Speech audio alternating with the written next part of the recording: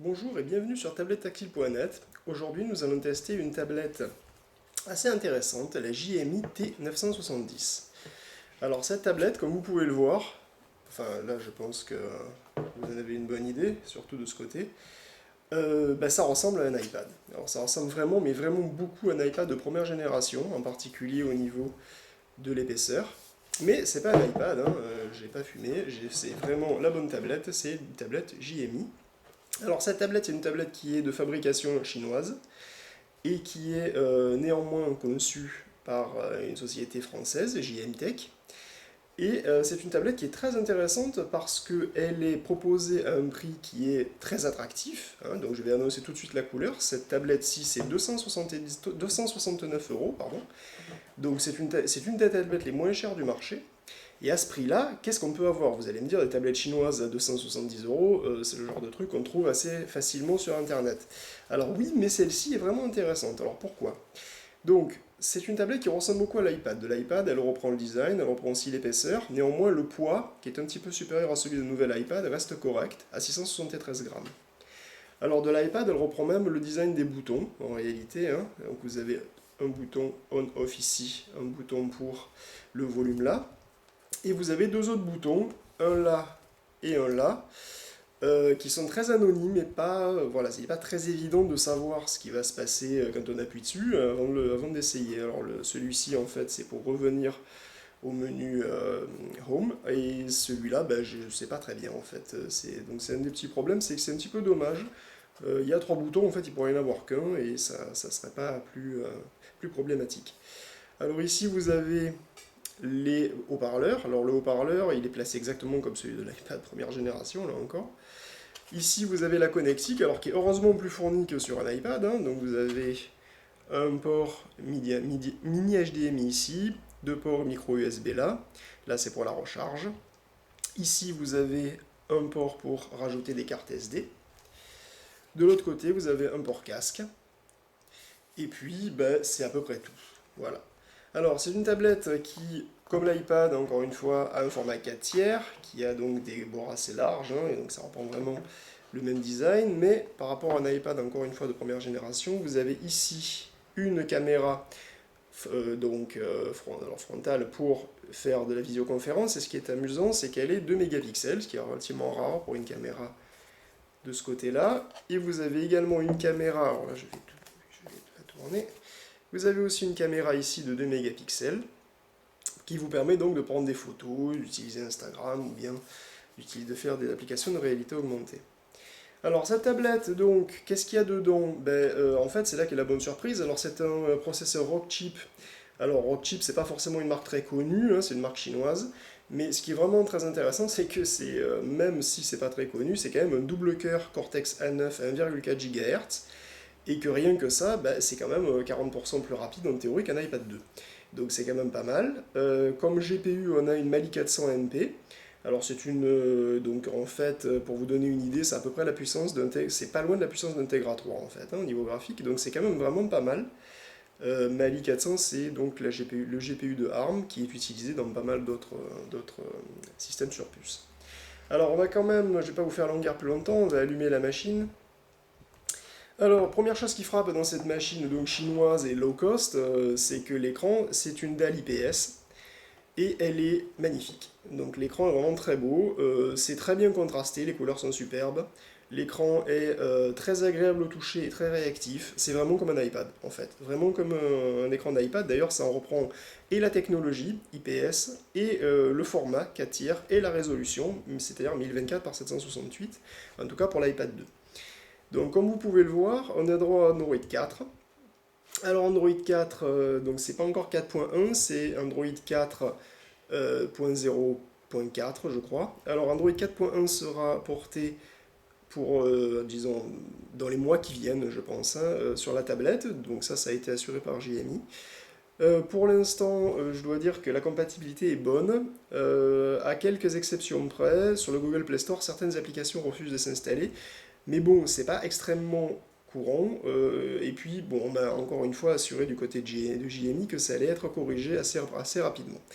Donc, on va faire un petit tour du propriétaire. Donc là, évidemment, vous avez le nombre, disons, le nombre de logiciels qui est fourni avec est très faible, hein, c'est vraiment Android 4 de base. Donc tout ça, évidemment, c'est moi qui l'ai installé. Donc vous avez donc toute la suite Google standard. Alors, on va faire un petit tour du propriétaire, par exemple, en allant sur IMDb. Donc là, on va juste faire quelques petites choses pour avoir une idée de la réactivité de la tablette. Donc là, je suis sur IMDb, admettons que j'ai envie de regarder là. Voilà. Voilà.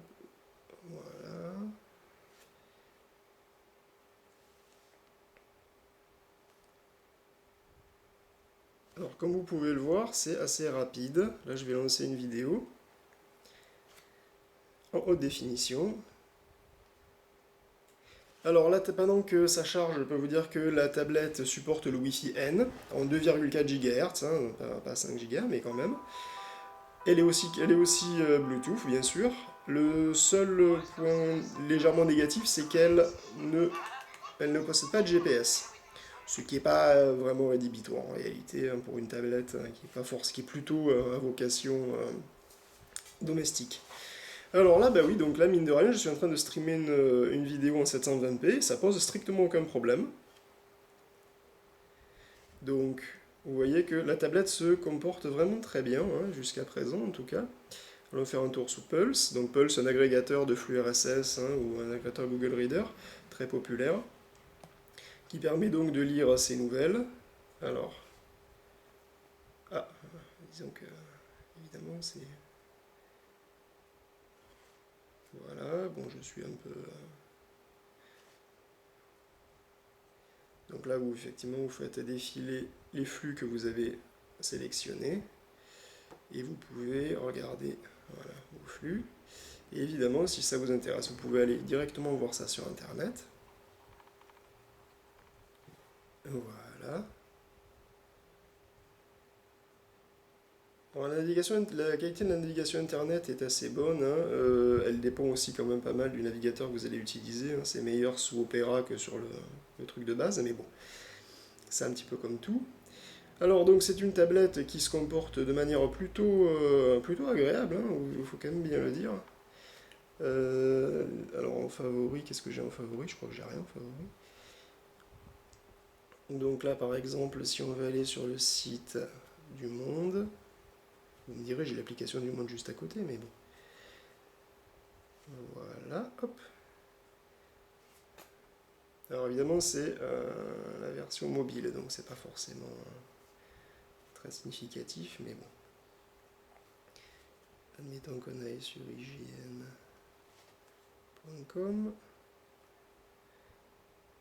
Voilà, donc là, IGN.com, clairement, c'est un site assez lourd. Et vous voyez que sous Chrome, eh ben, ça va vraiment très vite, hein. Voilà, il n'y a pas de temps mort.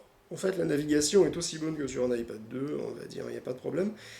Donc, pour vous donner une idée, le CPU est plus rapide que celui de l'iPad 2, puisque l'iPad 2 possède un Cortex A9 double cœur à 1 GHz, alors que celui-ci est un Cortex A9 double cœur à 1,4 GHz.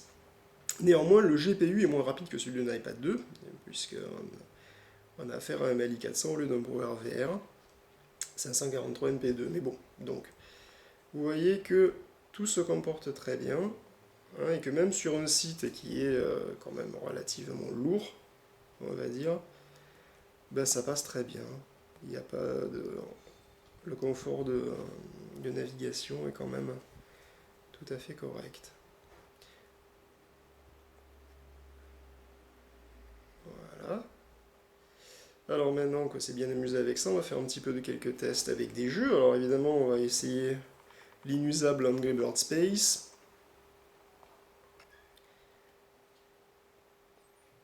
Alors vous entendez pas le son parce que j'ai baissé beaucoup. Voilà, je vais quand même remonter un petit peu le son.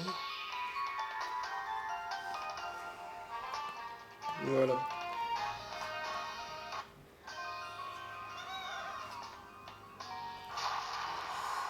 Voilà, donc ok, on a compris. C'est la guerre dans l'espace. Voilà, alors je suis pas bon du tout à Angry Bird, d'ailleurs je suis pas particulièrement fan d'Angry Bird, là n'est pas le propos. Voilà, bon, ça marche très bien évidemment, c'est parfaitement fluide. Parfaitement sur Gabbers, on s'en doutait. Mais en fait, la tablette supporte des jeux beaucoup plus demandeurs, par exemple. Des jeux en 3D.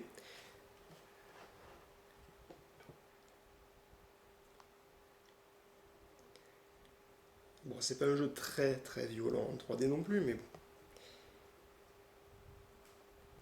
Allez, allez.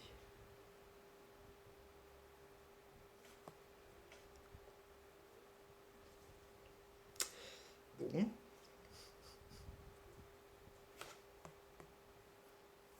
T'as un chargement un petit peu long quand même là, ou alors c'est moi qui dois appuyer quelque part, mais...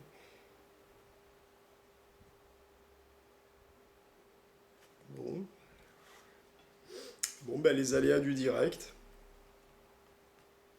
Ah, oui, c'est quand même un gros aléa. D'accord. Bon, ok. C'est dommage parce que ça a marché la dernière fois que j'ai essayé, donc bon. On va en essayer un autre. On a le jeu en 3D. Mutant Roadkill, qui passe pas non plus, d'accord. Ah si, quand même. Bon, les temps de chargement sont ce qu'ils sont, malheureusement.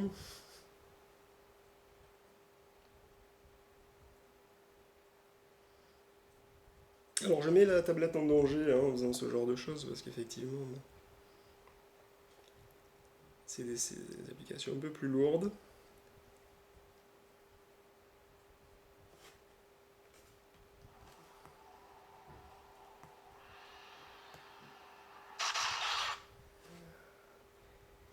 Non merci. Voilà, bon, super. On va essayer de jouer. Voilà. Alors, ça se joue à l'accéléromètre, donc je vais pas non plus jouer... ça va pas être facile de se jouer à l'envers en plus, mais bon. Voilà. Alors, évidemment, ce qu'il faut remarquer, c'est que c'est fluide, hein, le graphisme en 3D est pas vraiment moche, et c'est tout à fait fluide, ça marche très bien. L'accéléromètre est réactif, et donc tout ça est parfaitement jouable. Voilà. Donc, alors, j'ai pas réussi à tester des jeux encore plus lourds, mais je pense qu'ils supporteraient sans aucun problème les jeux Gameloft et compagnie, même si j'ai pas eu l'occasion de tester ça. Alors, on va passer sur Google Earth pour encore avoir une petite idée des capacités en 3 dimensions.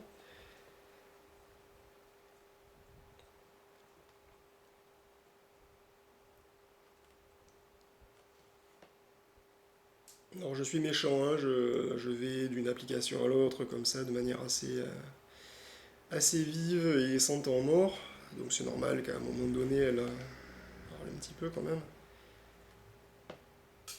C'est quand même pas une quadricœur. Alors, il y a quand même 1 gigaoctet de mémoire, ce qui est quand même vraiment intéressant. Enfin, pour une tablette à ce tarif, 1 gigaoctet de mémoire, c'est vraiment inespéré en fait, hein. Et ça lui donne une fluidité qui est tout à fait correcte. Voilà par exemple Google Earth avec les bâtiments en 3D. Alors, on est sur la ville de Lyon, hein, c'est peut-être certainement reconnu. Donc là, vous avez les bâtiments en 3D qui se raffinent petit à petit, hein, donc c'est quand même assez lourd comme scène, hein, c'est quand même beaucoup de bâtiments. Et vous voyez, ça passe pas si mal, hein. Je peux tourner, voilà, je peux me balader dans les rues, zoomer. Et tout ça fonctionne plutôt bien. Donc, et ça quand même, ça demande une certaine ressource 3D. Donc ça prouve que la machine en a sous le capot, hein, comme vous pouvez le voir. Donc voilà, ça c'est bon. Alors ensuite, qu'est-ce qu'on peut montrer? On peut montrer la vidéo, évidemment. Alors le lecteur vidéo fonctionne très bien, donc le lecteur vidéo de base, j'ai absolument rien installé.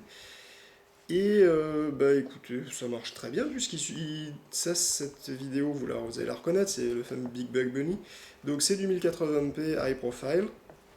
Et alors pour une raison que j'ignore, il est mort à l'envers, mais bon. Voilà, donc c'est du 1080p high profile.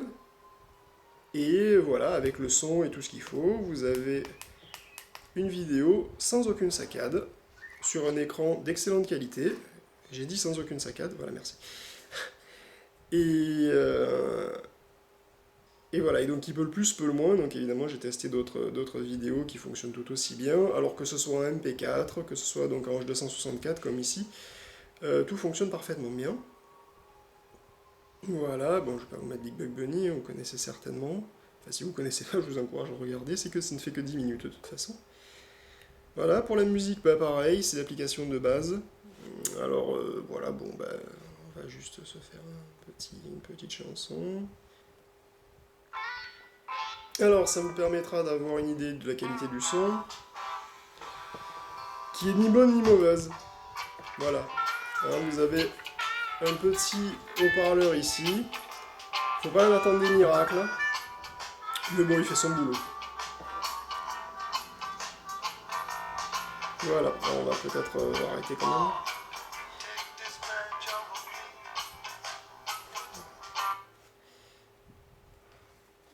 Donc là, vous voyez que je m'amuse comme un petit fou avec, et elle ralentit pas vraiment en fait, hein. Il y a très peu de lag, ce qui est vraiment un très bon point. Alors, qu'est-ce qu'on peut finir sur quoi? Bah, sur YouTube, éventuellement, donc pour vous montrer que... Voilà. Vous voyez que le lag est... Alors évidemment, hein, je suis un gros sauvage, hein, je fais beaucoup de choses à la fois, et il y a finalement très peu de lag. Voilà, donc par exemple... Ah non, non, je voulais pas faire celui-là, je voulais faire une vidéo en HD, pas donc on y était. Voilà, alors je sais même pas ce que c'est, mais c'est vraiment juste pour avoir une vidéo en haute définition. Voilà, donc une vidéo, voilà, YouTube, haute définition. Pas de lag, pas de saccade.